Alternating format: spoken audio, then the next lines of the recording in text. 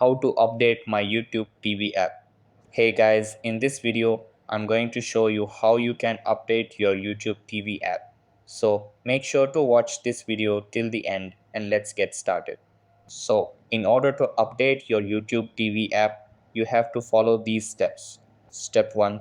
Check auto update settings. If the Google Play Store app is set to auto update apps at any time, pre-installed apps like YouTube TV update automatically.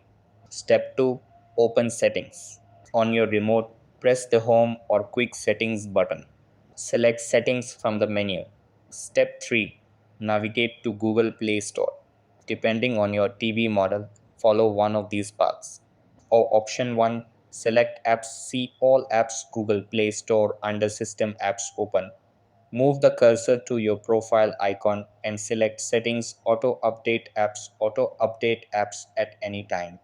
Or option 2, select apps Google Play Store settings Auto Update Apps at any time.